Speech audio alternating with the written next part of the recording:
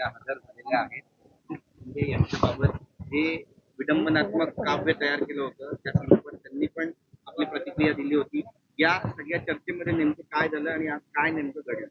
मागील एक 22 ते 25 दिवसापूर्वी कुणाल कामरा यांची साक्ष झाली होती.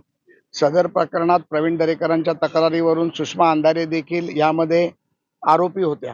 त्यामुळे त्यांची देखील आज साक्ष नोंदवण्याचं काम दरेकरांच्या समोर क्रॉस साक्ष घेण्याचं काम आम्ही केलं, ज्यामध्ये सातत्याने त्यांना अनेक प्रश्न 22 ते 23 प्रश्न आम्ही विचारले.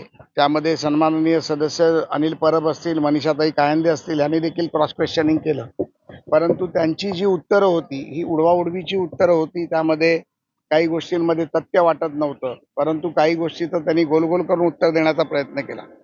माझं असं म्हणणं आहे की काही गोष्टी न्यायप्रविष्ट आहेत ज्या आपल्यासमोर सांगता येणार नाहीत, परंतु हक्कभंग समितीची साक्ष नोंदवण्याचं काम आता पूर्ण झालेलं आहे. त्यामध्ये त्यांना वकिलाकडून अजून काही त्यांना सांगायचं आहे का याबद्दल देखील त्यांना एक चान्स आम्ही देण्याचा प्रयत्न केला, परंतु त्यांनी त्यामध्ये समाधान व्यक्त केलं की यापुढे कुठल्याही प्रकारचं मला उत्तर किंवा लेखी पत्र द्यायचं नाही आहे. त्यामुळे आज साक्ष नोंदणी कंप्लीट झालेली आहे. पुढच्या एखाद्या बैठकीमध्ये सर्व समिती याच्यावरती पुनर्विचार करेल.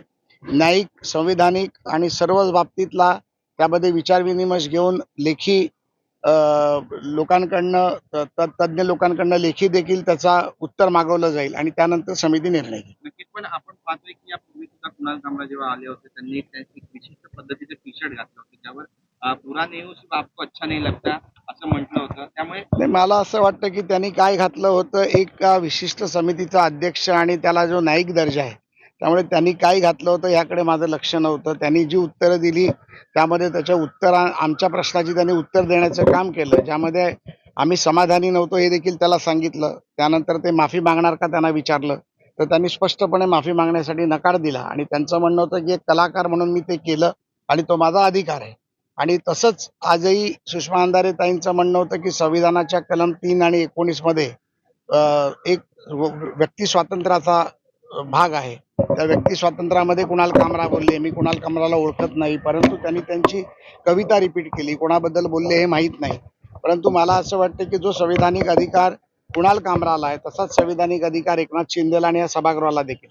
त्यामुळे सभागृहाचं काम जे होतं, सभागृहाचं काम हे संविधानिक पद्धतीमध्ये होतं. ज्या परमपूज्य डॉक्टर बाबासाहेब आंबेडकरांनी लिहिलेल्या संविधानाची शपथ घेऊन ते उत्तर देत होत्या, त्या परमपूज्य डॉक्टर बाबासाहेब आंबेडकरांच्या संविधानानेच आम्हाला विशेष हक्क समितीचा अधिकार दिलाय. त्यामुळे पहिला तर ती संविधानिक समिती काय आहे प्रयत्न केला तर त्याची त्यांना कल्पना नव्हती. सचिवाच्या माध्यमातून ती समिती किती मोठी आहे, समितीचे अधिकार काय, समिती काय करते याबद्दल आम्ही त्यांना माहिती दिली. संविधानाच्या कार्यकक्षेत न्यायिक अधिकारामध्ये आम्ही निर्णय घेऊ. कुठल्या एका सुनावणीमध्ये ही सगळी प्रक्रिया पूर्ण होईल असं वाटतंय? मला वाटतं की जवळजवळ आता 8 ते 9 महिने झाली ही प्रक्रिया सुरू आहे. जेव्हापासून मी समितीचा अध्यक्ष झालाय त्यापासून एकही प्रकरण प्रलंबित न ठेवणं हा आणि सदस्यांनी सर्वांनी मला सहकार्य करून ही प्रथा आम्ही या समितीची ठेवली आहे. त्यामुळे मला वाटतं की लवकरात लवकर कुठलाही जो आरोपी असेल किंवा नसेल, ज्याच्यावर आरोप झालेत तोपर्यंत आरोपी नाही म्हणून सिद्ध होत नाही, जोपर्यंत त्याचे आरोप सिद्ध होत नाही. त्यामुळे प्रत्येकाला न्याय देणं हा संविधानाचा अधिकार आहे.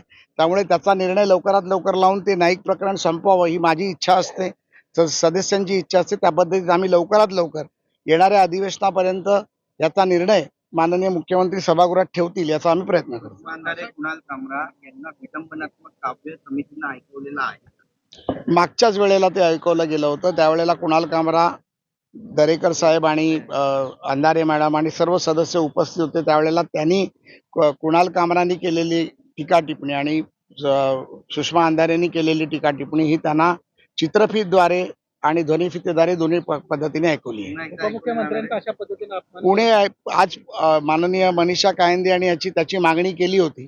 तर जो कोणी मागणी करेल, जो आरोपी असेल किंवा तक्रारदार असेल किंवा सदस्य असेल, त्याला आम्ही त्याचा पेन ड्राईव्ह नक्की देऊ. उपमुख्यमंत्र्यांचा अपमान करणं अशा पद्धतीचं कृत्य त्यांना केलेलं आहे.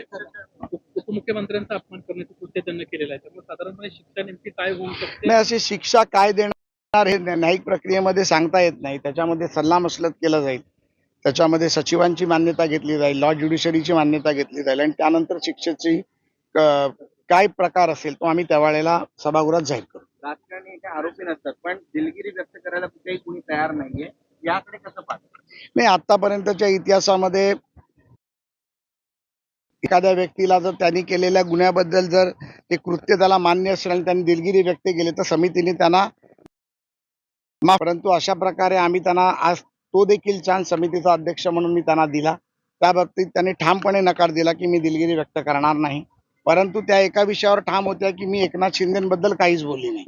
किंबहुना मी जे बोलली ते त्या स्टुडिओ ज्यांनी तोडला त्या लोकांबद्दल बोलली. मी समितीबद्दल बोलली, विधानसभेबद्दल बोलली नाही, विधान परिषदेबद्दल बोलली नाही. तर मी समिती अध्यक्ष म्हणून त्यांना एकच सांगायचा प्रयत्न केला, जर तुम्ही ज्यांनी स्टुडिओ तोडला त्याबद्दल बोलला असेल तर तुम्ही या बाबतीत मी बोलली नाही, किंबहुना मी जर बोलली नाही आणि तसं कोणाचं मन दुखवलं असेल तर मी दिलगिरी व्यक्त करतो. या पद्धतीत आपण दिलगिरी व्यक्त करावी अशी विनंती न्यायिक संस्थेने त्यांना दिली. आता त्यावर ते त्यांचं उत्तर देत. अडचणी वाढतील तुम्हाला असं वाटतंय? म्हणजे असं कसं सांगता येणार? आपल्याला काहीतरी विचार लेखीच दिलगिरी मागावी लागते आणि ती ऑन रेकॉर्ड होते, जेणेकरून त्यांनी ऑन रेकॉर्ड युट्यूबवर जाऊन समाज माध्यमाच्या माध्यमातून हे गाणं किंवा हे जे आरोप आहेत ते केलेले आहेत. तर ते आरोप किंवा दिलगिरी जोपर्यंत स्पष्टपणे युट्यूबवर किंवा ज्या चॅनलवर ते बोलले आहेत, जसं त्याने एक्स वरती ते पोस्ट केलं होतं, तर एक्स वरती जर त्यांनी त्याची दिलगिरी व्यक्त केली हा विषय मला वाटतं संपला. महाराष्ट्रातील ताज्या बातम्यांसाठी बघत रहा टाइम्स टुडे टीव्ही. सोबतच शेअर करा, सबस्क्राईब करा आणि बेल आयकॉन प्रेस करा.